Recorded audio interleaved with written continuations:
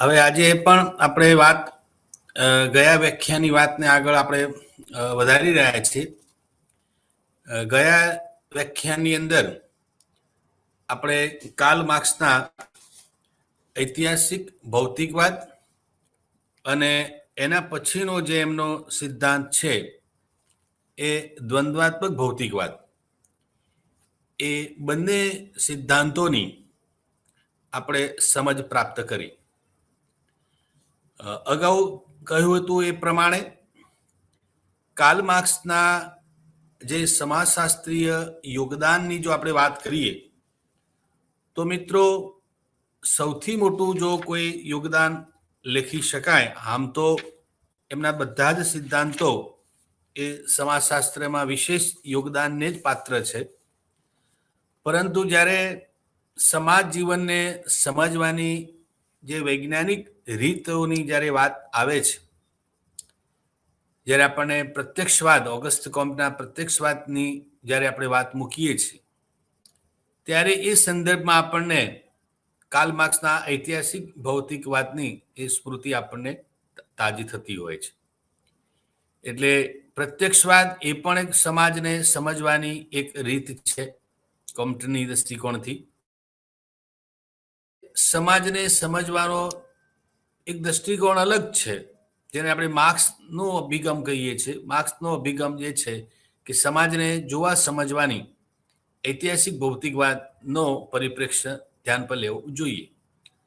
તો એ ઐતિહાસિક ભૌતિકવાદ શું છે, કઈ રીતે સમાજને સમજવા માટે ઐતિહાસિક ભૌતિકવાદ આપણને કારગર નીવડે છે, એની આખી વાત એ આપણે સમજવાનો પ્રયત્ન કર્યો.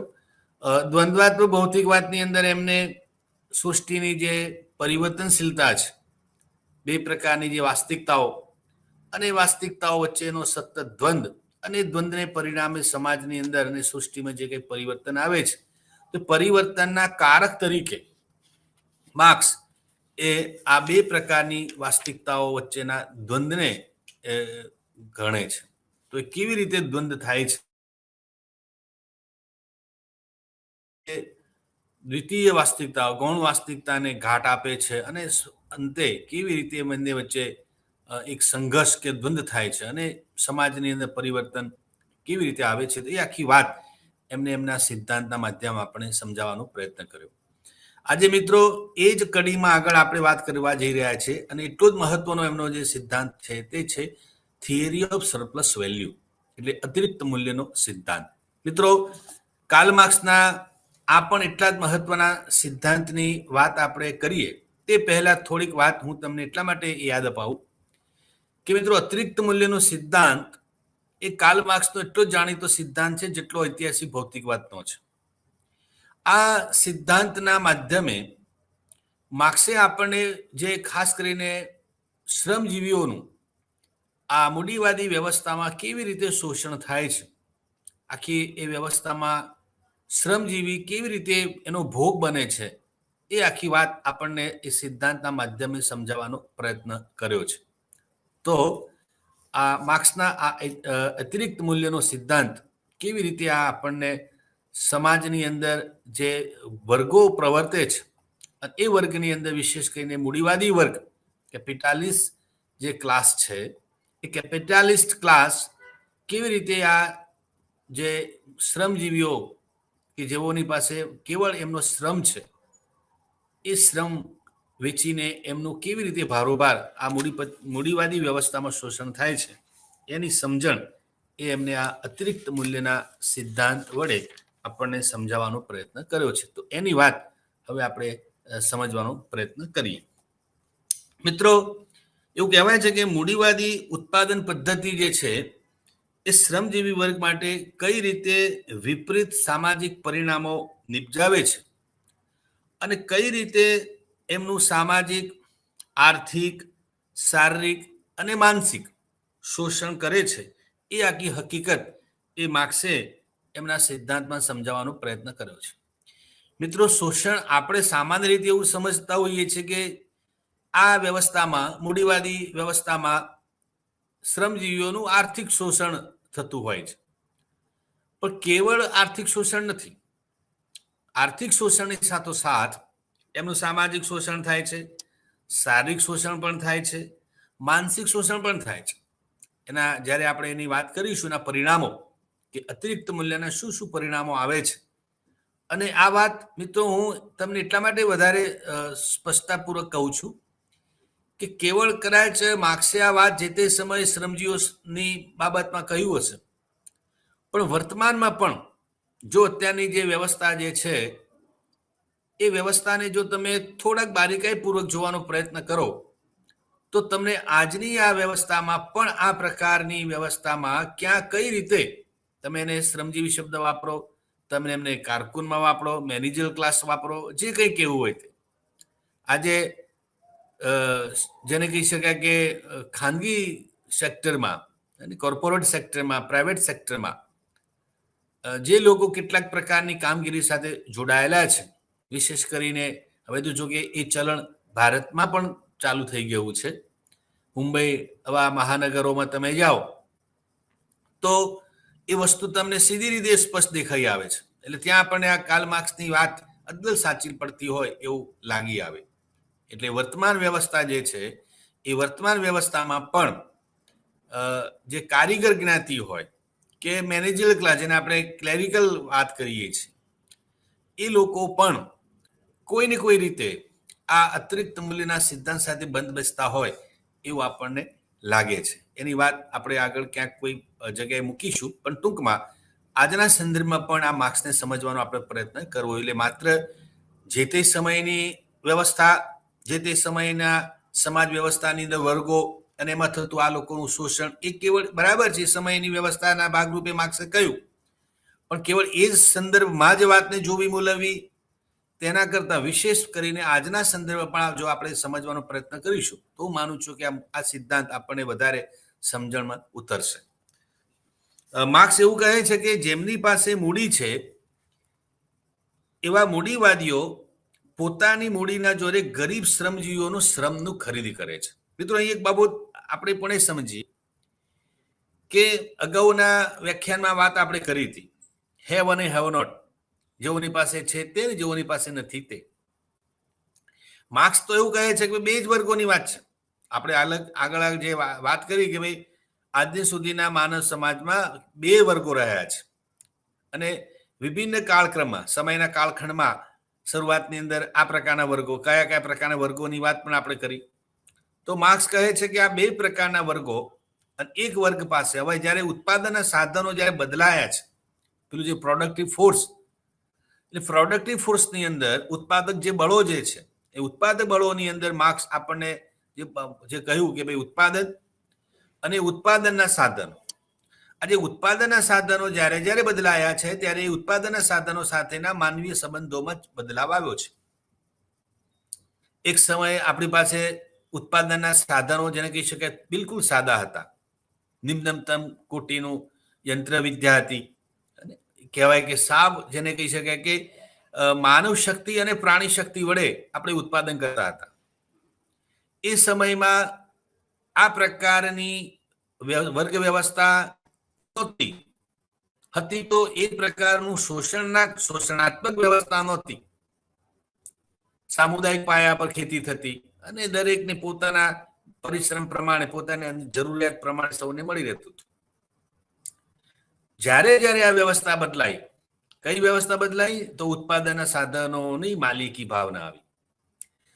આપણે અગાઉ કહ્યું તેમ કે ઔદ્યોગિક ક્રાંતિની ફલશ્રુતિ રૂપે યંત્રોનો જન્મ થયો અને યંત્રોની માલિકીની એક ભાવ ઉભો થયો. અને જ્યારથી આ માલિકી ભાવ આવ્યો ત્યારે પેલો માલિક હોવાનો ભાવ અને એમાંથી પછી પેલી વધુ નફો કમાવાની લાગણી, ઈચ્છા, અને એને પરિણામે આ બે વર્ગોમાં આખી સમાજ વ્યવસ્થાને વહેંચાઈ જવું, એ આખી પ્રક્રિયા આપણે અગાઉની વાત કરી કે ઔદ્યોગિક ક્રાંતિની ફલશ્રુતિ રૂપે આ આખું જગતને આ મોટી ભેટ મળી. અને એને પરિણામ સ્વરૂપે શું થયું? સ્પષ્ટપણે સમાજમાં સ્પષ્ટપણે બે વર્ગોના આપણને જોવા મળે છે ભાગ. એક વર્ગ એવો છે કે જેની પાસે માલિકી છે, ટેકનોલોજી એની પાસે છે, સાધનો ઉત્પાદનના જેને કહી શકાય કે અદ્યતન સાધનો એની પાસે છે. એ સાધનોની સાથે જે કામ લેનાર વર્ગ છે, જે લોકો કેવળ માત્ર એમનો શ્રમ વેચે છે, શ્રમ આપે છે, અને એને બદલામાં આ લોકો એને યથાયોગ્ય એના શ્રમના બદલામાં એ લોકો એને વેતન ચૂકવે છે. આ વેતન લેનાર જે છે અથવા પોતાનો શ્રમ વેચનાર જે છે, જેને આપણે હવે શ્રમજીવી તરીકે ઓળખીશું, અને જેની પાસે પોતાની માલિકીના સાધનો છે, જે કારખાનાનો માલિક હોય, કંપનીનો કોઈ માલિક હોય, અને ઉદ્યોગપતિ મોટા હોય કે જેઓની પાસે જાયન્ટ અને અને એમાં બીજું વસ્તુ એ છે કે આ પ્રકારની સાધન સામગ્રી માટે મોટા પ્રકારના અને અનેકવિધ પ્રકારની જરૂરિયાતોને પોષવામાં અનેકવિધ પ્રકારના નાણાંની જરૂર પડે છે. અને જેની પાસે નાણાં છે, મૂડી છે, એ લોકો આ પ્રકારના પોતાના મૂડીના બળે આ પ્રકારના સાધનો વિકસાવે છે. અને એ સાધનોમાં જે ઉત્પાદન પ્રક્રિયા જે છે, એ ઉત્પાદનની પ્રક્રિયામાં આ શ્રમજીવી વર્ગ જોડાય છે. એ આખી વાત અહીંયા માર્ક્સે આપણે સમજાવવાનો પ્રયત્ન કર્યો છે. એમને એવું કહ્યું છે કે શ્રમને ઉત્પાદન કાર્યમાં જોડે છે, કે આ જે મૂડીપતિઓ જે છે એ લોકો આ શ્રમજીવીઓના શ્રમને કઈ પ્રક્રિયામાં જોડે છે? ઉત્પાદનની પ્રક્રિયામાં સામેલ કરે છે. શ્રમજીવીઓ પોતાનો શ્રમ ખર્ચીને જે મૂલ્ય ઉત્પન્ન કરે છે તે મૂલ્યના ઘણા ઓછો ભાગ શ્રમજીવીને વેતનના સ્વરૂપે મળે છે. એટલે અહીંયા વાત પેલી છે કે એક મૂડીપતિ ઉત્પાદનના સાધનો વિકસાવે છે. ઉત્પાદનના સાધનો વિકસાવે છે એટલે એ ઉત્પાદનની આખી જે પ્રોસેસ છે એ પ્રોસેસની અંદર કોઈ એક શ્રમજીવીનો શ્રમ વેચાણથી લે છે. એને પણ એ ઉત્પાદનની પ્રક્રિયામાં જોડે છે. કારણ કે ઉત્પાદનની પ્રક્રિયામાં કોણ હોય છે? મશીનને પણ ઓપરેટ કરવા માટે, મશીનને પણ ચલાવવા માટે, અને એ સિવાય અન્ય પ્રકારની કામગીરીમાં શ્રમિકનો રોલ મહત્વનો હોય છે. એટલે પેલો જે શ્રમિક જે છે એ ઉત્પાદન પ્રક્રિયામાં જોડાય છે. હવે આ જે શ્રમિક ઉત્પાદન પ્રક્રિયામાં જે પોતાના શ્રમ વડે જે ઉત્પાદન કરે છે અને એનું જે બજાર મૂલ્ય ઊભું થાય છે તે, અને મૂડીપતિ શ્રમજીવીની પોતાના મૂડીના ભાગરૂપે, પોતાની શ્રમ આપવાના ભાગરૂપે એને જે આપે છે વળતર, આ બંને વચ્ચે કંઈક મોટો ગાળો છે. નહીતર તો આ વસ્તુ બની જ ન શકે. માર્ક્સ એવું કહે છે કે જો આ બંને વચ્ચે જો તફાવત ન હોત તો કદાચ મૂડીપતિઓ આટલા બધા સંપન્ન સુખી થયા ન હોત. મૂળ વાત પેલી છે કે મૂડીપતિઓ વધારે મૂડીપતિ બનતા જાય છે, પૈસાદાર વધુ પૈસાદાર બનતો જાય છે, અને શ્રમજીવી જે છે એ પોતાની પ્રાથમિક જરૂરિયાતો પૂરતું જ કમાઈ શકે છે.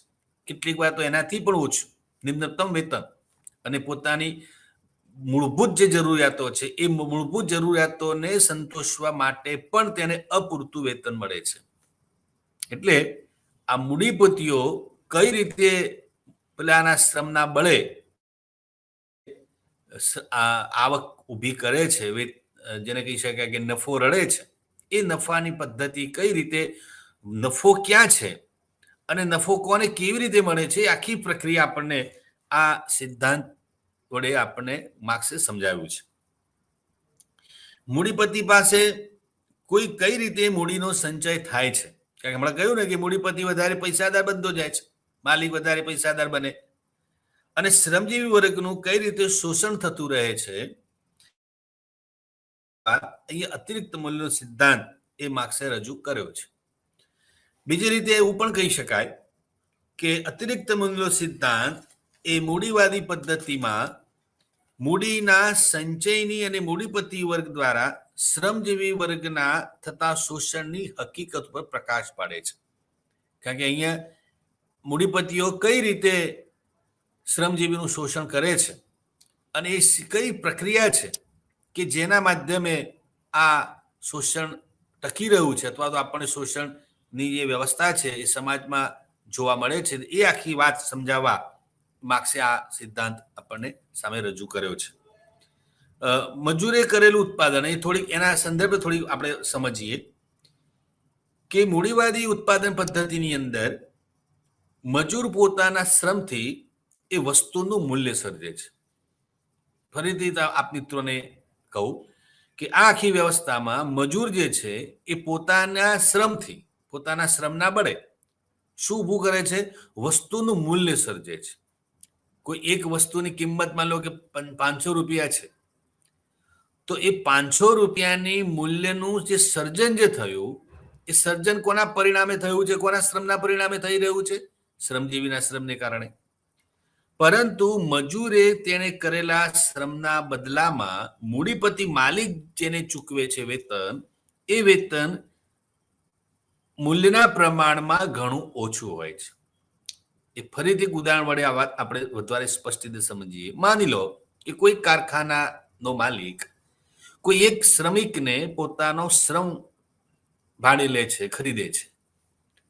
એ શ્રમિકને એના શ્રમના બદલામાં એને દૈનિક એના જે 8 કલાકનો જે હોય સમય કામ કરવાનો, એ પેટે એને માન લો કે 200 રૂપિયા આપે છે. આ એનું શું થયું? શ્રમ મૂલ્ય. આ શ્રમિકના શ્રમ મૂલ્યની કિંમત થઈ 200 રૂપિયા. હવે એ શ્રમિક જ્યારે કારખાનામાં કામ કરે છે અને સાંજ પડે જ્યારે એ કામ કરીને નીકળે છે એના 8 કલાકના સમયગાળા દરમિયાન, તો એ 8 કલાકના સમયગાળા દરમિયાન એ શ્રમિક જે છે એ કોઈ એક વસ્તુનું મૂલ્ય તૈયાર કરે છે અને એ મૂલ્યની કિંમત એની હોય છે 1000 રૂપિયા. આ સીધું તમને લોજિક સમજાવું છું.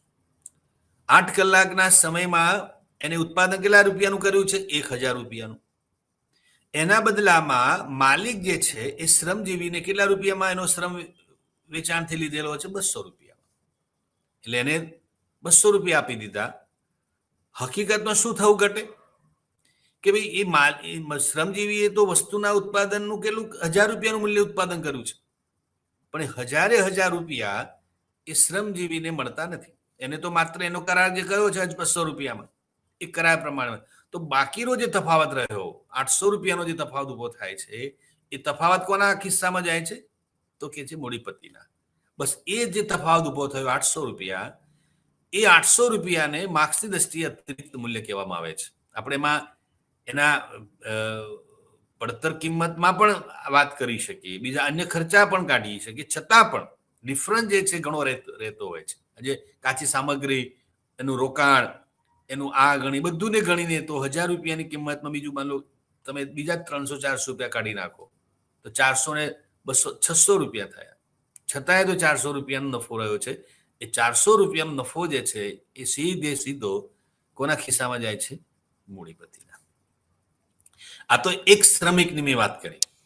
કારખાનો એક શ્રમિક નથી હોતો, હજારોની સંખ્યામાં શ્રમિકો કામ કરતા હોય છે. એક કારખાનામાં જે 100 કારીગરો કામ કરતા હોય અને પ્રત્યેક કારીગર દિવસ દરમિયાન પોતાની વસ્તુનું ઉત્પાદન જો આટલું આ રીતે કરતો હોય તો તમે સરવાળો લાંબો માંડો તો એકની પાસેથી 400 રૂપિયા જો માલિક કમાતો હોય તો આ 100 કારીગરો કામ કરતા હોય તો કેટલા રૂપિયાની રોજની આવક, રોજની અતિરિક્ત જે મૂલ્ય છે, કેટલો રૂપિયા એ પેલા માલિકના ખિસ્સામાં કે એના તિજોરીમાં જતું હોય.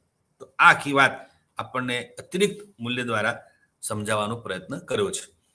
આ મિત્રો, આ સિદ્ધાંતને આપણે સમજીએ એમાં બે બાબત વધારે મહત્વની છે. એક છે અતિરિક્ત ઉત્પાદન અને બીજું છે અતિરિક્ત શ્રમ.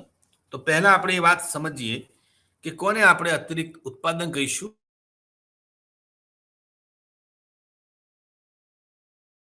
આપણે અતિરિક્ત મૂલ્યની વાત એ બહુ સરળતાથી આપણને સમજાઈ જાય. હવે વાત કરીએ આપણે પહેલા અતિરિક્ત ઉત્પાદનની. તો એવું કહે છે માર્ક્સ કે માનવ શ્રમની ઉત્પાદન શક્તિ એટલી બધી ઓછી કે નબળી હોય કે જે દરેક જણ માત્ર પોતાના ગુજરાન પૂરતું જ પેદા કરી શકે ત્યાં સુધી જનસમાજનું જુદા જુદા વર્ગમાં કોઈ વિભાજન થતું નથી. દરેકને પોતાનું મળી રહેતું હોય. હમણાં મેં વાત કરી કે એક સમય આપણે ત્યાં સામુદાયિક ભાવથી ખેતી થતી હતી, કોઈ માલિક નહોતું. જમીનોની જ્યારે આપણે વાત કરીએ છીએ તો બહુ આદિકાળના સંદર્ભમાં તમે જુઓ તો જમીનની કોઈ ખાનગી માલિકી નહોતી. ભારતમાં બ્રિટિશરોનું આગમન થયું તે પહેલાની જો તમે ગ્રામીણ વ્યવસ્થાનો અભ્યાસ અને એ તપાસો, આ વસ્તુ જોવા મળતી જ નથી. ખાસ કરીને જમીનદારી પ્રથા, મહેસૂલી પ્રથા અને આ બધી પ્રથાઓ જ્યારે નહોતી આવી તે પહેલા તમે જુઓ તો લગભગ આ વર્ગો નહોતા. બારખલી પ્રથા આવી, જમીનદાર મહેસૂલ, ખાસ તો મહેસૂલી નીતિ. બ્રિટિશરોએ મહેસૂલી નીતિ જે માલિકીના જે અધિકારો આપી જમીનના, એના પછી ગામડાની અંદર જે નૂતન વર્ગોની જે આખી વાત આપણે કરીએ છીએ, જમીનદાર વર્ગ, શાહુકાર ખેડૂત વર્ગ અને મધ્યમ ખેડૂત વર્ગ, નાનો ખેડૂત વર્ગ અને સીમાંત ખેડૂત વર્ગ, એ પછી ખેત મજૂર વર્ગ આવે. કેટલા બધા વર્ગોની વાત એમાં આવે છે. તો આ જે વર્ગો જે કયા આપણે, એ વર્ગ વ્યવસ્થા પહેલા નહોતી, કારણ કે જમીન એ કોઈ ખાનગી માલિકીનો હિસ્સો જ નહોતો. સૌની અને દરેકે દરેક વ્યક્તિનું ભરણ પોષણ અને એની જરૂરિયાત પ્રમાણે એમાંથી પ્રાપ્ત થઈ જતું હતું. દરેક વ્યક્તિ પોતાનું યથાશક્તિ શ્રમ એમાં આપતી હતી. દરેકની પોતાની જે કુશળતા હોય, કુશળતાનો ઉપયોગ કરતી હતી. એટલે કોઈ એવો મોટો પ્રશ્ન ગામડા સ્તરે હતો ને. જરૂરિયાતો સીમિત હતી. એ સમયની ગામડાના લોકોની જરૂરિયાતો પણ એટલી સીમિત હતી. એટલે એવા કોઈ પ્રશ્નો સાંભળ્યા હોય એવું આપણા ધ્યાન ઉપર નથી. પણ જેમ જેમ આ પ્રકારની વ્યવસ્થા ઊભી થઈ અને જેમ જેમ ખાનગી અધિકારો અને ખાનગી માલિકીની ભાવના ઊભી થઈ, તેમ તેમ આ વર્ગ વ્યવસ્થા ઊભી થઈ. અને વર્ગ વ્યવસ્થા ઊભી થઈ તો થઈ, પરંતુ એમાં વર્ગ સભાનતા ઊભી થઈ અને પરિણામે વર્ગો વચ્ચે પ્રકારનો દ્વેષ, વર્ગો વચ્ચે પ્રકારનો જે દ્વંદ્વની વાત જે છે, હવે પછીનો આપણે જે સિદ્ધાંત ચર્ચવાના છે વર્ગ સંઘર્ષ, એ આખી વાત એ એમાં આકાર પામી. એટલે માર્ક્સની વાત જે છે એ મૂળ પેલી છે કે ભાઈ વર્ગ વ્યવસ્થા ત્યારે ઉદ્ભવે છે કે જ્યારે કોઈકને એવું ફિલિંગ થાય છે કે હું વધારે કમાઉં છું, અથવા તો મારો હિસ્સો વધારે છે અને મને વધારે મળવું જોઈએ. મારું રોકાણ વધારે છે, મારો સમય વધારે આપ્યો છે. એટલે પેલું જે કહેવાય ને કે મૂલ્ય સંઘર્ષ, હિતોનો જે ટકરાવ જે છે, હિત ક્યારે ટકરાય? જ્યારે હું મારું હિત વધારે વિચારું, તમે તમારું હિત વિચારો.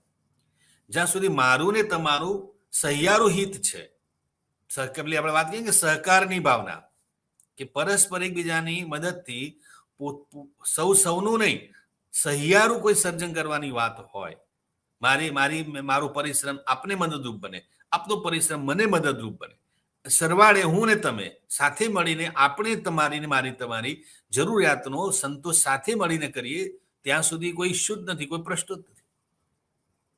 પ્રશ્ન ત્યારે ઉપસ્થિત થાય છે જ્યારે વ્યક્તિગત હિતનું પ્રાધાન્ય વધે છે. સામૂહિક હિત કરતા વ્યક્તિગત હિતને જ્યારે હું પ્રાધાન્ય આપું છું, ત્યારે હું કંઈક બીજાઓ કરતા કંઈક જુદો પડી રહ્યો છું. અને જે જુદાપણાનો ભાવ જે છે એ પેલી વર્ગોની વ્યવસ્થા પર નિર્માણ કરે છે. એટલે આખી જે મનોવૈજ્ઞાનિક જે ઘટના બને છે તે આ બને છે.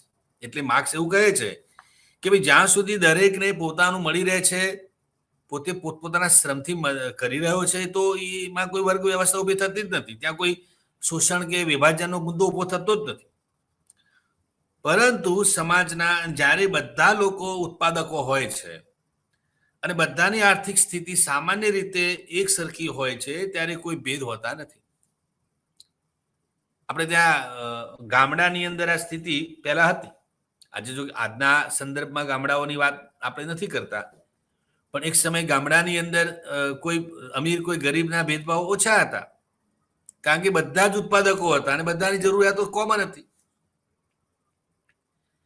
ગામડાની અંદર જીવનમાં એક સૂત્રીયતા હોય, એમના વચ્ચે એક ચોક્કસ પ્રકારની એકતા હોય, એનું કારણ એક આ પણ છે. આજના સંદર્ભમાં હું નથી કહેતો, પણ એક સમયે ગામડાની અંદર કહેવાતું કે લોકોમાં એક સૂત્રીયતા હતી. હવે એક સૂત્રીયતાનું કારણ શું હતું? જેમ કે હું ઉદાહરણ તમને આપું કે આપણે ત્યાં જીવનશૈલીના સંદર્ભમાં જોયું તો ગામડાની કોઈ એક ગામનું તમે ઉદાહરણ લો, તો એ ગામની અંદર દાખલા તરીકે રહેઠાણની જ વાત કરીએ આપણે, તો એક ગામમાં તમે જાઓ તો લગભગ જે રેસિડિંગ પેટર્ન જે છે ને, તે લગભગ તમને કોમન જોવા મળે. વહેંચાયેલું ગામડું જુદા જુદા મહોલ્લામાં વહેંચાયેલું હોય, લત્તો કે પોળ આપણે જેને કહીએ છીએ એમાં વહેંચાયેલું હોય. આ મોહલ્લો એમ, આ જ્ઞાતિનો આ મહોલ્લો એમ, દરેક મહોલ્લાને જ્ઞાતિનું પેલું એ હોય, એ વાતમાં આપણે નથી પડતા. પરંતુ ગામડાના લોકોની લગભગ રેસિડિંગ પેટર્ન જે છે કોમન હોય, રહેઠાણની ઢબ જેને આપણે કહીએ છીએ. એ જ રીતે એમના રહેઠાણની અંદર રાચરચીલોની વાત કરીએ, એ પણ લગભગ સામાન્ય કોમન હોય છે. તમારે ત્યાં જે હોય લગભગ મારે ત્યાં હોય. પોશાકની બાબતમાં આપણે કરીએ છીએ કે લગભગ ગામડાના લોકોનો પોશાક લગભગ કોમન હોય છે, બહુ ઓછા તફાવતો સિવાય લગભગ કોમન હોય છે. એ રીતે એમની ભોજનની શૈલી, ભોજન લેવાની શૈલી અને ભોજન કરવાની પણ શૈલી, ખોરાક મેળવવાની રીત અને ખોરાક ખાવાની પણ રીત, આ બંનેમાં લગભગ સામ્યતા હોય છે. એમના પોશાકો, એમના રહેઠાણ, એમના રહન સહન અને એમનો ધર્મ, એમના તહેવારો, ઉત્સવો, લગભગ તમે જુઓ તો તમને એક પ્રકારની એક સૂત્રીયતા જોવા મળે. એટલે આપણને વિચાર આવે કે આ એક સૂત્રીયતાનું શું કારણ હશે? આમ પાછું જ્ઞાતિગત તફાવતો છે. એક જ્ઞાતિના મહોલ્લાના લોકો બીજી જ્ઞાતિમાં નથી જતા, એ બધું તો ખરું જ, પણ એક સૂત્રીયતા તો ખરી જ તે. એ એક સૂત્રીયતાનું મિત્રો કારણ શું છે કે પેલી ઉત્પાદક જે પ્રક્રિયા જે છે લગભગ કોમન છે. ઉત્પાદક પ્રક્રિયા કોમન, તો ઉત્પાદન પ્રક્રિયા બધાની સરખી, તો એ ઉત્પાદન પ્રક્રિયા સરખી છે એટલે જીવનશૈલી લગભગ શ્રીમંત વર્ગ ને મધ્યમ વર્ગ નિમ્ન વર્ગની વાતો કરીએ છીએ, તો એ એકચ્યુઅલી વર્ગની જે જીવનશૈલી ઊભું થાય, મિડલ ક્લાસ લાઈફસ્ટાઈલ શું છે, તો એક શહેરનો એક મિડલ ક્લાસ જે જીવન જીવે છે એવું ને એવું એનાથી થોડાક તફાવતવાળું જીવન બીજા શહેરનો બીજો મિડલ ક્લાસ જીવતો હશે. આ શહેરનો મિડલ ક્લાસ ભવ્ય વૈભવી જીવન જીવતો હોય અને બીજા શહેરનો જે મિડલ ક્લાસ છે એ સાવ જેને કહેવાય કે નિમ્ન કોટીનું જીવન જીવતો હોય એવું લગભગ ના હોય. ઓન એન એવરેજ 19-20 હોય, પણ ઓન એન એવરેજ લગભગ એ મિડલ ક્લાસની જીવનશૈલી કોમન હોય. આપણને કે ભાઈ નોકરી કરનાર વર્ગનું જીવન અને વેપાર કરનાર વ્યક્તિનું જીવન લગભગ જુદું છે. એક જ પરિવારમાં બે ભાઈઓ હોય, એક ભાઈ વેપાર કરતો હોય અને બીજો ભાઈ માનો કે નોકરી કરતો હોય, બંનેની જીવનશૈલીમાં જુદાપણું છે, સામ્યતા એટલી બધી હોતી નથી. છે તો એક જ પરિવારના સદસ્યો, છતાં બંનેની જીવનશૈલી વિચારવાની, અમે કહું રહન સહન, બોલવું ચાલ, બધી રીતે દે આર ડિફરન્ટ. તો વાત શું છે? પ્રશ્ન પેલી ઉત્પાદક પ્રક્રિયાનો છે. એટલે વેપાર કરતો હોય તે અને નોકરી કરતો હોય તે અથવા તો કોઈ બિઝનેસ કરતો હોય તે, એ ત્રણેયની જીવનશૈલીમાં જે ભિન્નતા ઊભી કરે છે, કોણ કરે છે? પ્રોડક્ટિવ જે પ્રોસેસ છે, ઉત્પાદન પ્રક્રિયા, એટલે આપણે એને આવકના સંદર્ભમાં લેવીએ. કદાચ આવક પણ એક સરખી હોય છતાં જીવનશૈલીના તફાવતો હશે. એટલે પેલી ઉત્પાદનની પ્રક્રિયા જે છે એ ઉત્પાદનની પ્રક્રિયા એ મારા અને તમારા વચ્ચે એક ચોક્કસ પ્રકારનું અંતર ઊભું કરે છે. અને સામાન્ય એક જ પ્રકારની ઉત્પાદન પ્રક્રિયામાં હશું તો આ તફાવતો નથી. હવે કહ્યું મિડલ ક્લાસ તો મિડલ ક્લાસ, વેપારી તો વેપારી વર્ગ, ઉદ્યોગપતિઓનો હોય તો ઉદ્યોગપતિનો વર્ગ. એટલે બહુ મોટી વાત છે કે ઉત્પાદન પ્રક્રિયામાં એક જ પ્રક્રિયામાં તમે જોડાયેલા હો તો એ પ્રક્રિયાના પરિણામ સ્વરૂપે એક સામાન્ય કહી શકાય તેવી કોમન લાઈફસ્ટાઈલ એ ઊભી થાય છે. હવે ગામડાના સંદર્ભમાં વાત આપણે એટલા માટે કરીએ છીએ કે ગામડાની અંદર લગભગ તમે જુઓ કે વ્યવસાય લગભગ એક જ છે. મોટા ભાગના લોકોનો જે વ્યવસાય જે છે ખેતીનો, ખેતી અને ખેતીની સાથે જે પૂરક જે વ્યવસાય છે પશુપાલનો હોય એ પણ લગભગ બધું કોમન છે. અને અન્ય પ્રકારના જે વ્યવસાય જેની પાસે જમીનની કે માલિકી નથી, એ લોકો કુટીર ઉદ્યોગ કે હસ્તકારીગરીના નાના મોટા વ્યવસાયો સાથે જોડાયેલા છે, જેને આપણે સેવાના વ્યવસાયો કહીએ છીએ, સર્વિસ પ્રોવાઇડિંગ જે કોમ્યુનિટી કે ક્લાસ જે છે એની વાત. એટલે સરવાળે તમે જુઓ તો ગામડાના લોકોની જીવનશૈલી સામાન્ય છે, સરખી છે, કોઈ પણ પ્રકારના એટલા બધા તફાવતો એટલા બધા નથી. એનું કારણ માત્ર ઉત્પાદન પ્રક્રિયામાં સૌની સામેલગીરી છે, સહયોગ છે. આ વાત છે. તો એ વાત માર્ક્સ કહે છે કે જ્યાં સુધી ઉત્પાદન પ્રક્રિયા કોમન છે, સામાન્ય છે, ત્યાં સુધી કોઈ વર્ગો ઊભા થવાની પ્રશ્ન ઊભા થતો જ નથી. પ્રશ્ન ત્યાં ઊભો થાય છે જ્યારે ઉત્પાદન પ્રક્રિયા બદલાય છે અને એમાં વિશેષ કરીને જ્યારે ઉત્પાદનના સાધુની માલિકી ભાવ ઊભો થાય છે ત્યારે આ વાત વધારે સ્પષ્ટ થાય છે. યસ. આગળ માર્ક્સ કહે છે કે નિમ્ન કોટીની ઉત્પાદન શક્તિમાં જ્યારે કોઈ સુધારો થાય છે ત્યારે ઉત્પાદનમાંથી પેટ ગુજારો થતા થોડો વધારો બચત થાય છે. એટલે તમારી જરૂરિયાત પૂરતું તમે કમાઈ લો છો અને એનાથી થોડુંક વધે છે, એને તમે બચત તરીકે ગણો છો, એ તમારી બચતમાં વૃદ્ધિ થાય છે. અને જ્યારે ઉત્પાદનમાંથી કંઈક વધારે બચવા લાગે, જ્યારે માનવી પોતાને બે હાથને જોડે પોતાના ગુજરાત માટે જોઈએ તે કરતા થોડું વધારે ઉત્પાદન કરતો થાય છે ત્યારે તેને અતિરિક્ત વધારાનું ઉત્પાદન કહેવાય. એટલે તમે તમારી જરૂરિયાત પૂરતું કમાઈ લો છો. સમજો કે મારી દૈનિક જરૂરિયાત 100 રૂપિયાની છે અને મારી આમ તો પેલા જે અર્થવિદો આર્થિક આપણે જે ગરીબી ને બેકારીની વાત ત્યારે કરીએ છીએ કે કોને તમે ગરીબ કહી શકો અથવા તમે કોને બેકાર કહી શકો, તો એ સમાજશાસ્ત્રીય દ્રષ્ટિકોણથી બેકાર અને ગરીબ અલગ છે. આપણે સામાજિક પરિપ્રેક્ષ્યમાં એને વાત મૂકીએ છીએ. જ્યારે આર્થિક દ્રષ્ટિકોણથી એને આ રીતે જોવામાં આવે છે. ખાસ કરીને આપણે પેલી વાત કરીએ છીએ કે કોઈ એક વ્યક્તિને પોતાના અસ્તિત્વને ટકાવી રાખવા માટે દૈનિક કેટલી કેલેરીનો ખોરાક જોઈએ. દાખલા કે હું એક ઉંમર પ્રમાણે, એ પણ ઉંમર અને જેન્ડર પ્રમાણે દરેકની કેલેરી અલગ અલગ જોઈએ. સમજો કે મારે રોજની 1800 કેલેરીનો ખોરાક મારે જોઈએ. હવે આ 1800 કેલેરીનો ખોરાક મેળવવા માટે મારે રોજના સમજો કે 200 રૂપિયાની જરૂરિયાત ઊભી થાય. 200 rupees required for my survive. અને હું જો 200 રૂપિયા પણ નથી કમાઈ શકતો, મારી પાસે એટલું પણ કમાઈ શકવાનું સાધન નથી, તો પેલી બેકારની કોટીમાં અથવા તો જે ગરીબ હું છું, તો ગરીબ કઈ રીતે બનું છું કે ભાઈ મિનિમમ કરતા પણ ઓછું તમે કમાવા માટે કહેવાય કે યુ આર નોટ કેપેબલ. તમારી પાસે કોઈ એવી વ્યવસ્થા જ નથી કે તમે મિનિમમ વેજ પણ કમાઈ શકો. તો પેલી વાત આવે છે કે કાં હું ગરીબ છું, કાં હું પેલો બેકાર છું, કારણ કે મારી પાસે કામ નથી. ઈચ્છા શક્તિ છે, ઉંમર છે, બધું છે, છતાં પણ મિનિમમ વેજ માટે પણ મારી પાસે કોઈ કામ નથી, તો હું સંપૂર્ણ બેકાર છું એવું એક આપણી કેટેગરીમાં મૂકી શકીએ. એટલે પણ માની લો કે મારી દૈનિક જરૂરિયાત 200 રૂપિયાની છે, પરંતુ હું જે કંઈક પ્રક્રિયામાં જોડાયેલો છું અને એમાંથી મને 250 રૂપિયા મળે છે. 200 રૂપિયા તો મારી દૈનિક જરૂરિયાત છે, પણ 200 રૂપિયા પછીનો વધારાનો જે છે 50 રૂપિયા, એ 50 રૂપિયા મારી શું છે? બચત છે. તો 50 રૂપિયા જે છે એને આપણે શું કહી શકીએ છીએ?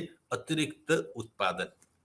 બચત થોડી ઘણી જે બચત આપણે પૈસો આપણે ક્યારે બચે?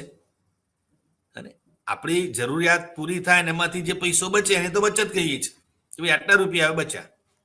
હવે એને પછી તમારે બેંકમાં મૂકવા હોય તો બેંકમાં મૂકો, તમે એના દાગીના કે ઘરેણા જે કંઈ બચતમાંથી તમારું જે એનો એ કરવો હોય તો. પણ સેવિંગ જે વાત જે છે, એ સેવિંગ ક્યારે થાય જાય? તમારી પાસે સરપ્લસ વેલ્યુ આવે. 5000 રૂપિયાનો પગાર હોય ને 5000નો ખર્ચ હોય તો એમાં રૂપિયો બચતો નથી. નથી કે ભાઈ રૂપિયો બચતો નથી. બચતો ક્યારે નથી? કે જ્યારે આપણી જરૂરિયાત જેટલી છે એટલું જ કમાતા હોઈએ, તો એની આપણે કંઈ બચતમાં મૂકતા નથી. તો આ વાત મિત્રો તમને કહી કે કોને આપણે અતિરિક્ત ઉત્પાદન કહીશું. યસ, અતિરિક્ત ઉત્પાદનનો તબક્કો આવે એટલે સમાજની અંદર ઉત્પાદન કરતા લોકોના ગુજરાત માટે જોઈએ તે કરતા વધારે ઉત્પાદન થોડું વધુ થાય છે. ફરીથી યાદ અપાવું, શું કહ્યું છે કે અતિરિક્ત ઉત્પાદનનો તબક્કો આવે એટલે સમાજની અંદર ઉત્પાદન કરતા લોકોના ગુજરાત માટે જોઈએ તે કરતા ઉત્પાદન થોડું વધુ થાય, કારણ કે ઉત્પાદન પ્રોડક્શન વધી રહ્યું છે. સામાજિક શ્રમ દ્વારા થતા આ ઉત્પાદનનો આવો અતિરિક્ત હિસ્સો સમાજના એક વિભાગને પોતાના ગુજરાત માટે મહેનત કરવાની જરૂરિયાતમાંથી મુક્ત કરે છે. બહુ સરસ વાત છે. શું કહ્યું કે જ્યારે આ ઉત્પાદન વધે છે અને ઉત્પાદનને કારણે જે પેલી આવક વધે છે, તો એ જે આવક જે છે એ આવક સમાજના એક વર્ગને, બધા વર્ગની વાત નથી, સમાજના કોઈ એક વર્ગને એ આ ઉત્પાદન જે પ્રક્રિયા જે છે, આ જે બેઝિક જે ગુજરાત માટેની જે મહેનત કરવાની વાત જે છે, એમાંથી શું રાખે છે? મુક્ત. ઉદાહરણ વડે વાત આપણે સમજીએ. માની લો કે કોઈ એક સિસ્ટમમાં બે પ્રકારના લોકો છે. એક લોકો એવા છે કે એમને એમની જરૂરિયાત પૂરતું જ મળે છે. એ લોકો દિવસનું જે કમાય છે એ દિવસમાં વાપરી નાખે છે. રોજનું ખાય ને રોજનું કમાય. આવું આપણે દેશમાં ઘણા લોકો આવું કરે છે. જે રોજનું કમાય છે એ રોજનું ખાય. સવારની પાસે કંઈ હોતું નથી સિવાય એમનું શ્રમ. હવે જ્યારે ઉત્પાદન વધે છે, એ ઉત્પાદનને વધવાના કારણે શું થાય છે? આવક વધે છે. તો એક વર્ગ પાસે આવક એટલી વધે છે એટલે એવું સમજે છે કે હવે મારે સીધું શ્રમમાં જોડાવાની જરૂર નથી. હું શું કરું છું? સીધો શ્રમમાં નહીં જોડાવું, પરંતુ હવે હું કંઈક ઉત્પાદનની પ્રક્રિયામાં કંઈક જુદી રીતે જોડાઈશ. ગામડાની અંદર પેલો થોડોક પૈસાદાર પ્રાપ્ત થાય ખેડૂત, એટલે એ શું વિચાર કરે કે ભાઈ હવે હું કેટલી, હવે મેં તો બહુ મહેનત કરી, મારી મહેનતથી તો આ બધું હું કમાયો છું, હવે મારે મહેનત નથી કરવી અને કંઈક વધારે કમાવું છે. એટલે પેલો જે શું કરે, ટ્રેક્ટર લઈ આવે. એની પાસે આવે પૈસા છે, હવે ટ્રેક્ટર લઈ આવે છે એટલે ટ્રેક્ટરથી શું થાય છે, એ પોતે હવે ડાયરેક્ટ પેલું સવારે હળ લઈને ખેતરમાં જવાની વાત હવે એના માટે બંધ થઈ ગઈ છે. એટલે એ શું કરે, ટ્રેક્ટર લાવે ને ટ્રેક્ટર ઉપર એ પોતે પાછું ટ્રેક્ટર નથી ચલાવતું, ડ્રાઈવર સાથે રાખે છે. એટલે જુઓ, ઉત્પાદન પ્રક્રિયામાં જોડાયેલો છે ખરો, પણ જુદી રીતે. હવે એ આરામ કરે છે, બીજા ખેડૂતોને ત્યાં ખેતી કરે, અને એમાંથી એટલે ટૂંકમાં જ્યારે તમારી પાસે કંઈક સરપ્લસ એમાઉન્ટ આવે છે, સરપ્લસ કંઈક આવે છે, તો એમાંથી તમને ઈચ્છા શક્તિ શું ઊભી થાય છે કે એમાંથી એક વર્ગ કંઈક આ પ્રકારની જુદા જ પ્રકારની પ્રક્રિયામાં થઈ જાય છે. યસ, હવે આગળ. જ્યારે આવા સંજોગો ઊભા થાય ત્યારે જનમાનસનો એક વિભાગ એ સત્તાધારી વર્ગ બની જાય છે કે ભાઈ તમારી પાસે તો હવે ટ્રેક્ટરની માલિકી આવી ગઈ, અને લિટલ બીટ એરોગન્સ પણ એનામાં આવી જાય છે.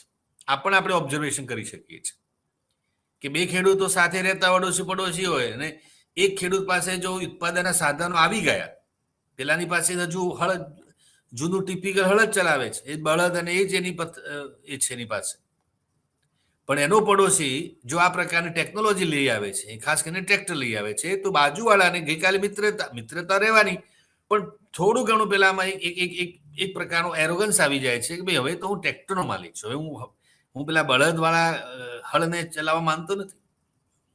એટલે એક વર્ગ હે વાળી વાત મારી પાસે છે, બસ આઈ પજેસ ધીસ, યુ નોટ પજેસ, તો તમે તારી પાસે નથી, મારી પાસે છે, બસ મારી પાસે આ જે છે ને એ વાત વર્ગની જે મનોવલણ જે છે, માનસિકતા જે છે, એ અહીંયા ઊભી કરે છે. યસ,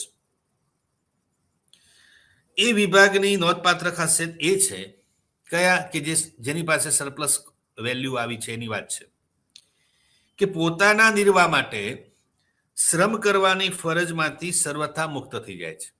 એ હવે સીધી રીતે ઉત્પાદન પ્રક્રિયામાં પોતાનો શ્રમ વેચે છે અથવા શ્રમથી કામ કરે છે, આખી વ્યવસ્થામાંથી પોતે નીકળી જાય છે.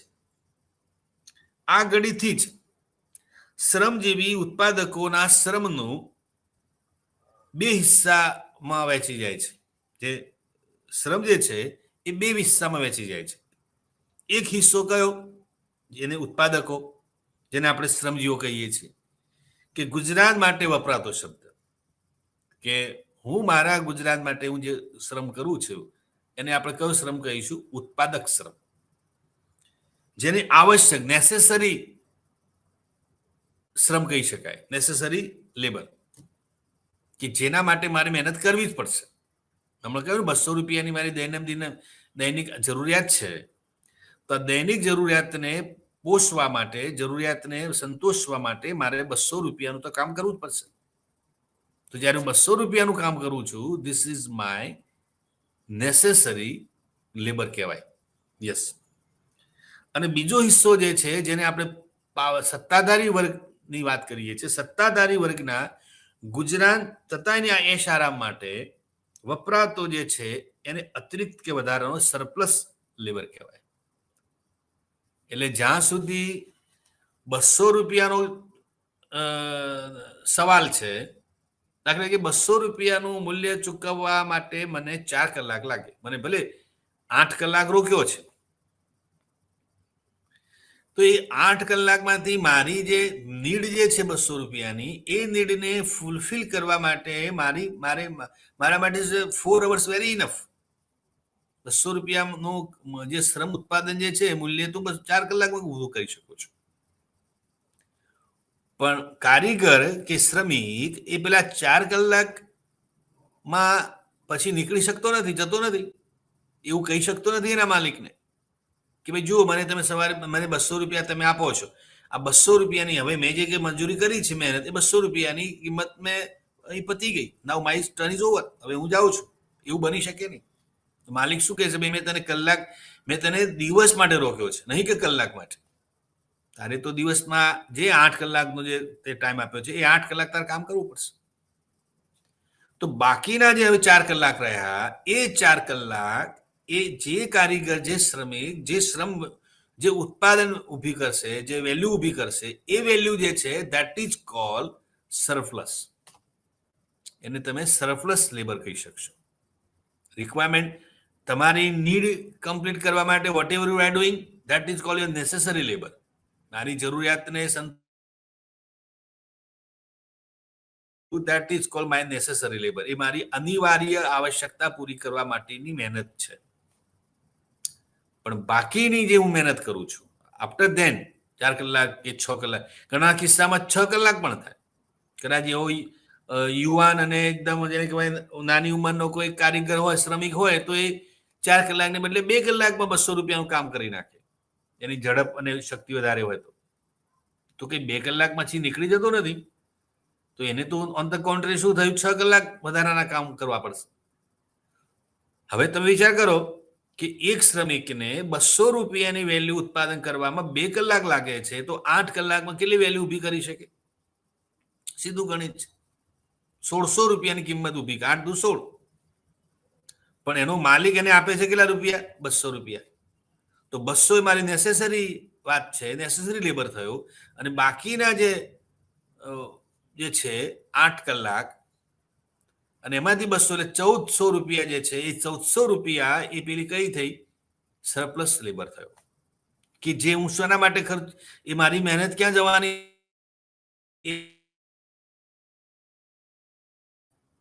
એ લોકો એમના બંગલા, નોકર, ચાકર, આ તે, એટલે એમની જે સાહેબી છે, એમનો જે મોભો છે, એમની ઇજ્જત છે, એ માં મારો પેલો નેસેસરી લેબર સિવાયનો જે લેબર છે, જેને આપણે હવે સરપ્લસ લેબર તરીકે અતિરિક્ત ઉત્પાદન કે શ્રમ કહીએ છીએ, એ અતિરિક્ત શ્રમ એટલે પેલી 1400 રૂપિયાની વેલ્યુ. હું માનું છું કે આ વાત તમને હવે બહુ સ્પષ્ટ રીતે સમજાઈએ છે કે કોને આપણે અતિરિક્ત ઉત્પાદન કહીએ છીએ અને કોને આપણે અતિરિક્ત શ્રમ કહીએ છીએ. આવી અતિરિક્ત ઉત્પાદન અને અતિરિક્ત શ્રમના ઉદાહરણ તરીકે વધારે સારું ઉદાહરણ આપણે આનું આપી શકીએ કે ખેતીની વસાહતો સાથે સંકળાયેલી ગુલામી પ્રથાને ટાંકી શકાય. આ ગુલામી પ્રથાનું ઉત્તમ ઉદાહરણ છે. આ અતિરિક્ત ઉત્પાદન કોને કહેવાય અને અતિરિક્ત શ્રમ કોને કહેવાય એના સંદર્ભે. પ્રાચીન રોમ સામ્રાજ્યના જમાનામાં કેટલાક વિસ્તારોની અંદર તેમજ 17મી સદીથી શરૂઆતથી વેસ્ટ ઇન્ડિઝ ટાપુઓની અંદર અને પોર્ટુગીઝ આફ્રિકાના ઘણા ખરા પ્રદેશોમાં મોટી મોટી મિત્રો આવી ખેતીની વસાહતો હતી અને એની અંદર આ ગુલામી પ્રથા એ દાખલ થઈ. આ પ્રદેશની અંદર ગુલામોને એમના કામના બદલામાં માલિકો તરફથી ખાવા પીવાનું આપવામાં આવતું નહોતું. હવે જે વાત હવે શરૂ થાય છે કે ગુલામોને કામ કરવાનું એના ખેતરોમાં, પણ કામના બદલામાં એમને કંઈ ખાવા પીવાનું એમના માલિકો તરફથી આપવામાં આવતું નહોતું. તો શું થતું હતું? ખાવાનું કઈ આવકમાંથી ખાવાનું? તો કે આ લોકોનો માત્ર પેટનો ખાડો પૂરો કરવા માટે ખેડી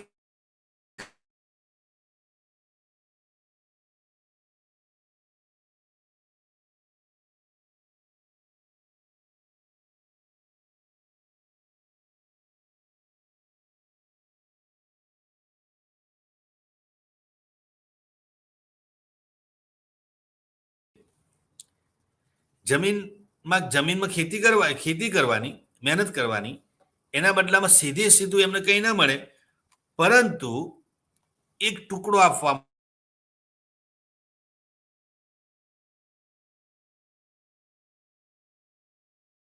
તો એમને કે ભાઈ આ કામ કરો, તમને બદલામાં 5 વીઘા કે 10 વીઘાનો ટુકડો તમને જમીનનો આપી દેવામાં આવશે. હવે એ જે જમીનનો ટુકડો આપી દેવામાં આવ્યો હોય એમાં તમારે કામ કરવાનું. હવે ક્યારે કરવાનું? તો શું કહ્યું છે કે અઠવાડિયે 1 દિવસ એટલે કે રવિવારે એમને ખેતી કરવા માટે છૂટ આપવામાં આવે.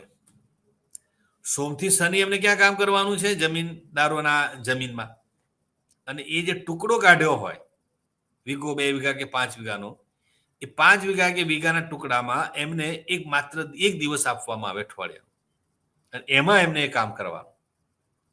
અને એ રવિવારના મહેનતમાં એ જે કંઈ ઉત્પાદન થાય એ એમનું, એમાંથી કોઈ હિસ્સો માલિક કઈ હિસ્સો લે નહીં. અને એ જે કંઈ ઉત્પાદન થાય એ ઉત્પાદન માંથી એમનો પેલો પેટ ગુજારો કરવાનો.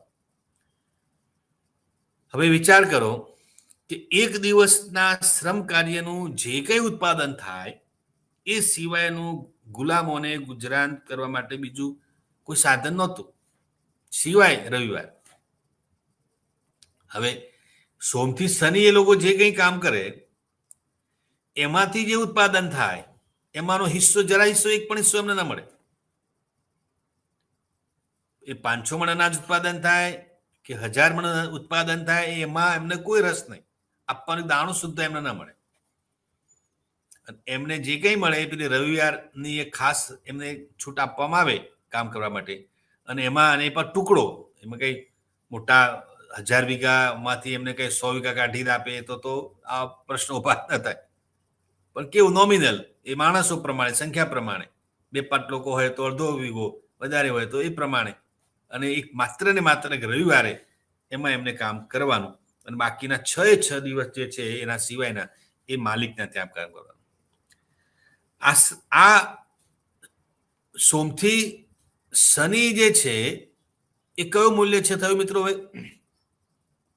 સોમથી શનિ એને આપણે અતિરિક્ત મૂલ્યમાં મૂકીશું, જેને આપણે હમણાં કહ્યું ને સરપ્લસ લેબર. નેસેસરી લેબર કયો છે રવિવારનો?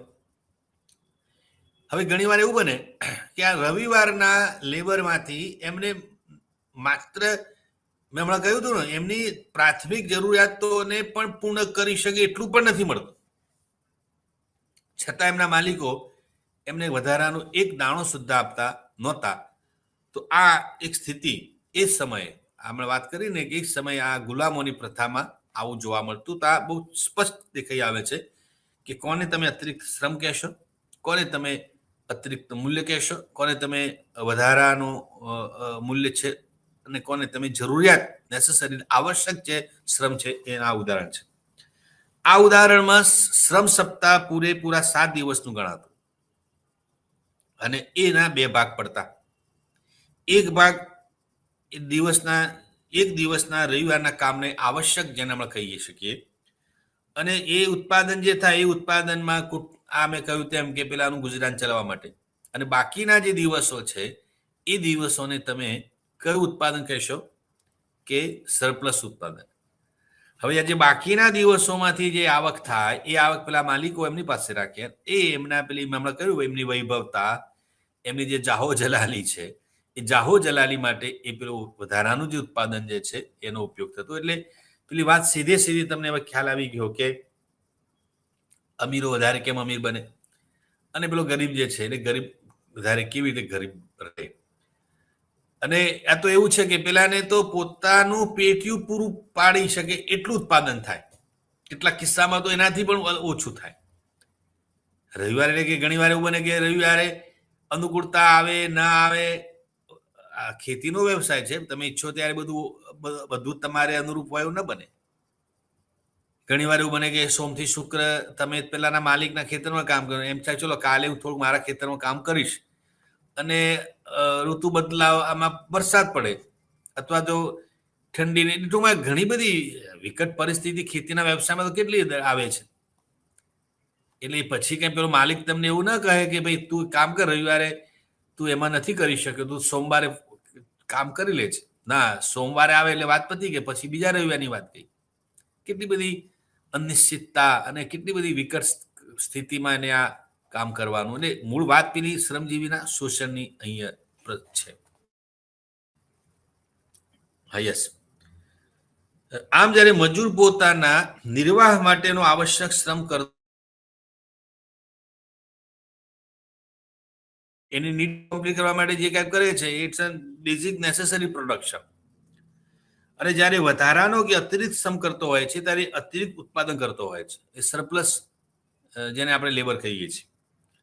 આથી એમ કહી શકાય કે અતિરિક્ત ઉત્પાદન એ મજૂરના ઉત્પાદનનો એક હિસ્સો છે જે મજૂર વર્ગ પોતાની મહેનત મજૂર વડે પેદા કરતો હોય છે.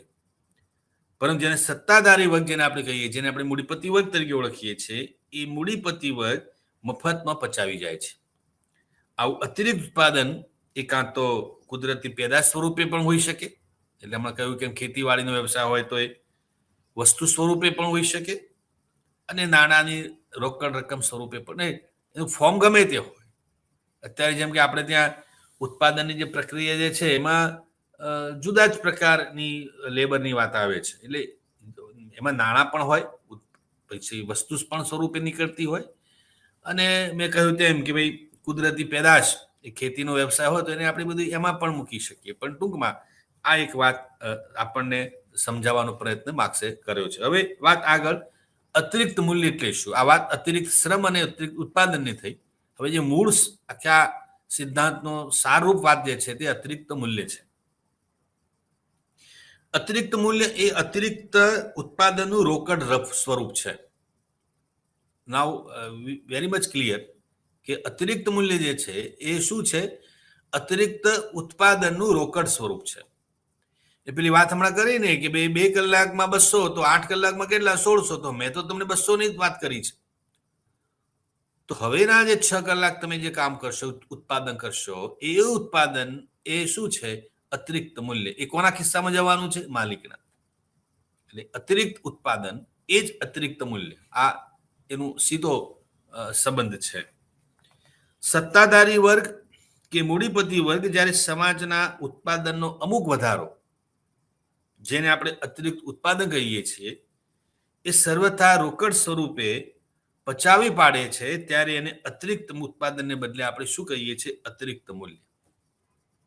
કારણ કે એ તો એની બજારમાં કિંમત ઉપજવાની છે.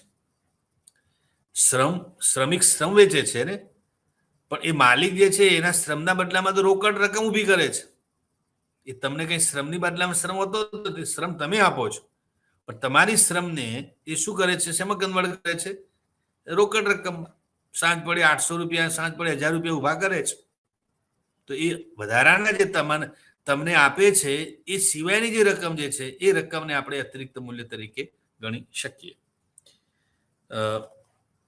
આ અતિરિક્ત મૂલ્ય એ વધારાનું મૂલ્ય મૂડીપતિ માલિકને ફાળે જતો નફો છે. પેલી વાત હવે પેલી ધંધાના નફાની વાત આવી કે કોઈ એક માલિક પોતાના વ્યવસાયમાં નફો કેવી રીતે કરે છે? તો આ રીતે. અને એનો નફાનો જે ગ્રાફ જે છે એ ઊંચો કઈ રીતે જાય છે? મિત્ર, હું તમને એક જીવંત ઉદાહરણ તમને સમજાવું. આ બરાબર છે, આ વાત તમને હવે કદાચ હું માનું છું કે આનાથી વધારે ઉદાહરણ તમને જરૂરિયાત નથી લાગતી. હું તમને પશુપાલકની એક વાત કરું. આપણે અત્યારે આ વાત સમજી શકીએ એમ છે. પશુપાલકોની જે સ્થિતિ છે, ગામડામાં જે લોકો ઢોર ઢાંખર રાખીને પોતાનો નિર્વાહ કરે છે, એ લોકોની જીવનશૈલી અને એ દૂધ ઉત્પાદકો, હવે ઠીક છે સહકારી મંડળીનો કોન્સેપ્ટ આવે એટલે થોડું વળતર એને વધારે મળવા માંડ્યું. બાકી પહેલા તો ખાનગી ડેરી ગામડામાં રહેતી. આપણે જેને દૂધનો જે ભઠ્ઠો, માવો બનાવવાનો ભઠ્ઠો હતો, અને ખાનગી ડેરીઓ, સહકારી ડેરીનો. એટલે એક દૂધ ઉત્પાદક, અને આ હું જે કહું છું એ કેવળ દૂધ ઉત્પાદકોને સીધું લાગુ પડે છે તો છે જ, પણ ખેતી કરતા, પશુપાલન સિવાય દાખલા કે શાકભાજીનું વાવેતર કરતા કે અન્ય લોકોને લાગુ પડે છે. હમણાં છાપામાં આપણે વાંચીએ છીએ કે ભાઈ ગઈકાલના ન્યૂઝપેપરમાં જ હતું કે કોઈ જગ્યાએ ટામેટાની કિંમત માત્ર ₹1, કિલોના ₹1. એ ખેડૂતે પછી એ કિંમત જાણીને જે કંઈ એની પાસે ટામેટા હતા વેચવા ગયો, બધા ટામેટાને રોડ ઉપર ફેંકી દીધા, ગાયો અને ઢોર ઢાંખરને ખવડાવી દીધા. ₹1 તો શું મારી એટલે ઇન્સલ્ટિંગ લાગે. ₹1 1 કિલો ટામેટાના. હવે આ તો છાપામાં આપણે વાંચી તો ખબર પડે છે. બજારમાં તમે તમારા ઘર આંગણે શાકભાજીની દુકાનમાં હો કે ત્યાં જાઓ તો કોઈ ₹1 ના ₹2 હોતા નથી. ત્યાં કદાચ બની શકે કે તમે 1 કિલો ટામેટાની કિંમત ₹5 આપીને આવ્યા હો, એનાથી વધારે પણ ચૂકવી હોય, બની શકે. તો સેમ વસ્તુ દૂધ ઉત્પાદકોને લાગુ પડે છે. દૂધ ઉત્પાદકો એ લોકો જે રોજે રોજ દૂધ ઉત્પાદન કરે છે, એની કિંમત, સમજો કે આજે કોઈ દૂધ પશુપાલક છે સાંજ પડે 5 લીટર દૂધ ડેરીમાં એને આપ્યું. હવે ડેરીમાં દૂધ આપ્યું અને એ ડેરીને માનો કે આપણે 100 રૂપિયા કિંમત ગણીએ નથી, પણ આજે 100 રૂપિયાની કિંમત ગણીએ. સારા ફેટનું દૂધ હોય તો એની કિંમત ડેરીવાળા 100 રૂપિયા આપી, એટલે 5 લીટર પેટે રૂપિયા કેટલા મળ્યા? 500. 2 સમયના ગણીએ તો 500 ને 500 1000 રૂપિયા 2 ટાઈમ. બરાબર છે. 1000 રૂપિયાને દૂધ ઉત્પાદકને એના દૂધ ઉત્પાદન પેટે ડેરીએ ચૂકવ્યા. હવે આ આડીને સાંજ સુધી એનો બધો હિસાબ તમે કાઢો. પોતે એને કહી ભાઈ તને 1000 રૂપિયા ડેરી આપે તો તું તારી કિંમત તો મૂક. એકચ્યુઅલ તને કેટલા મળ્યા દૂધ ઉત્પાદનમાં? તારો નફો કેટલો બેઠો આમાં? હવે એ સવારે 4 વાગે કે 5 વાગે ઉઠીને ખેતરમાં જાય, દૂધ ગાયો ભેંસોને ખાણ મૂકે, દોવે, ઘાસ નીંદે, એટલે બધું આખા દિવસનું એ જે કઈ 5-7 જે ઢોર ઢાંખર હોય એના નિભાવનો ખર્ચ કાઢે, એનો પોતાનો શ્રમ ખર્ચ કાઢે. એવું કાઢતા જો સરવાળો માંડે ને, આ તો ખેડૂતો કે પશુપાલકો એમનો પોતાનો નિજી શ્રમ તો ગણતા જ નથી. તો એ ગણવા બેસે ને તો દરેક ખેડૂતને આત્મહત્યા સિવાય કઈ ન કરવું. એ લોકો તો ભાઈ મહેનત ઘણા બધા સંતોષ ભાઈ મહેનત તો કરવા, મહેનત તો અહીં નહીં તો ત્યાં તો કરવાની જ હોય ને. અમે ખિસ્સામાંથી 5 રૂપિયા ખર્ચ્યા અને મને 7 રૂપિયા મળ્યા તો 2 રૂપિયા નફો મળ્યો છે, એની રાજી રાખો. પણ એ 5 રૂપિયા ની ખર્ચની સાથે સાથે એનો પોતાનો શ્રમ છે, એનો તો કોઈ હિસાબ માનતો જ નથી. એટલે પેલાને આખો સરવાળો તમે માંડો તો એવું થાય કે ભાઈ આ તો મને કંઈક 1200 કે 1300 રૂપિયામાં પડતર પડ્યું. મારો આખા દિવસનો જે ખર્ચ છે તો 1300 રૂપિયાની કિંમત થઈ. મને ડેરી ચૂકવ્યા કેટલા? તો 1000 રૂપિયા. તો આ તો મેં પ્રતિ દિવસ 300 રૂપિયાની તો મેં લોસ કરી છે મારામાં. મને 1300 મળ્યા હોત ત્યાં સુધી સંતોષ હતો, પણ પૂરા 1300 મને એમાં મળતા નથી. એટલે હવે આ વાત પશુપાલક સુધી સીમિત રહી. હવે હું વાત કરું છું ડેરીવાળાની. ડેરીના ઉત્પાદકને આપણે મળીએ, એને ડેરીના માલિકને, કે જેનું પેલું દૂધ ઉત્પાદકે દૂધ એને વેચાણથી લીધું, એને 1000 રૂપિયા ચૂકવ્યા છે. હવે એને પૂછો કે ભાઈ આ તે 5 ને 5 10 લીટર દૂધની ચૂકવણી જે તે કરીને પૈસાની, હવે તે 10 લીટરમાંથી કેટલા રૂપિયા ઉપજાવ્યા? જો તમે એનો સરવાળો જુઓ લમસમા, તો આપણે એનું ગણિત ગણીએ તો વધારે બેસે. માની લો કે પેલો કહે કે મેં આ ભાઈને 1000 રૂપિયા ચૂકવ્યા, એ દૂધમાંથી મેં લગભગ 3000 રૂપિયા ઉભા કર્યા. 1000માંથી કેટલા ઉભા કર્યા? એને સીધા 3000 રૂપિયા. એટલે લગભગ સીધો કેટલો ડિફરન્સ ઉભો થયો? 2000 રૂપિયા. ખ્યાલ આવે છે? 3000 રૂપિયાની કિંમત ઉપજી, એ 3000માંથી 1000 રૂપિયા દૂધ ઉત્પાદકને આપ્યા, તો બાકીના જે 2000 રૂપિયા રહ્યા, એ 2000 રૂપિયા એ પેલા ડેરીવાળા સીધા. હવે ડેરીવાળો તો સવારે વહેલો ઉઠ્યો નથી એને ખેતરમાં જવું પડતું, નથી ગાયોને ખાણ આપવું પડતું, નથી ભેંસોને દોવી પડતી, નથી એને આ કશું જ. આ જે દૂધ ઉત્પાદક જે આખી પ્રક્રિયામાં જોડાયો છે, એમાંની એક પણ પ્રક્રિયા એ પેલા ડેરીનો માલિક તો કરતો જ નથી.